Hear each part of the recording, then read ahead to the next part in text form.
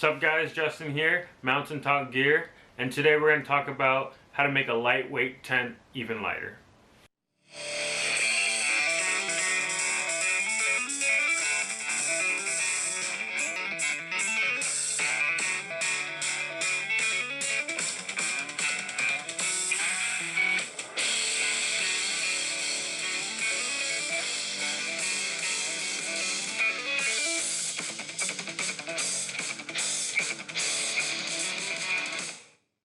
One of the best ways to lighten your pack is just leaving gear at home.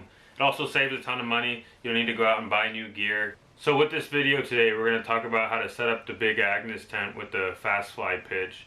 And what that is, it's setting up the tent with the footprint and the rain fly only. What a footprint is an extra piece of material that you lay in the bottom of your tent.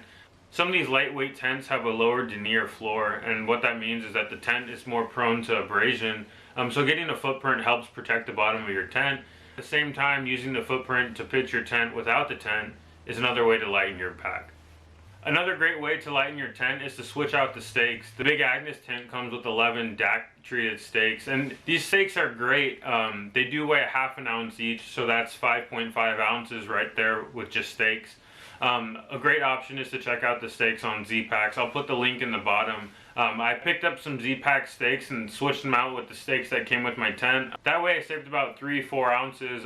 The Z-Pack stakes weigh in at a quarter ounce each. They're great stakes, they do the job, and they're really lightweight. So this is the big Agnes Fly Creek UL 2. This is the stuff sack that it comes in. The entire tent is in the stuff sack. As you can see, it compresses down really small. On the side are the poles, and now this is a semi-freestanding tent. What that means is that this tent does need the poles, and it needs to be staked down to be functional.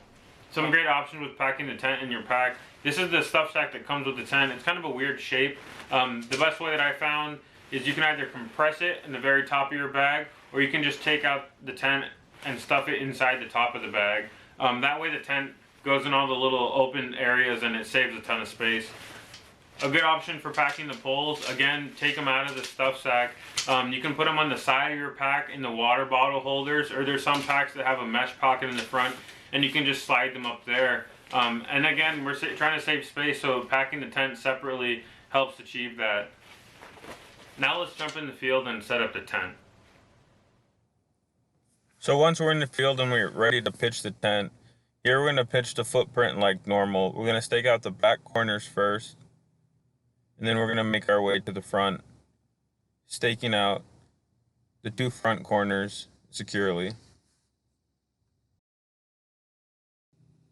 We can then go around the footprint to make sure all the stakes are securely set into the ground.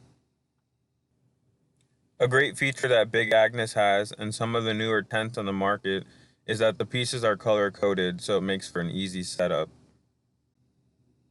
Once the footprint is secured to the ground, where they're going to set up the poles using the grommets on the footprint.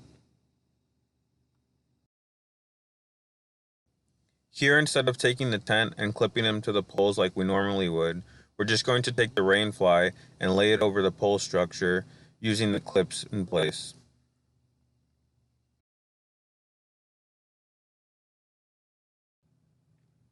Once the rain fly is secure, we can then stake out the vestibule like we normally would.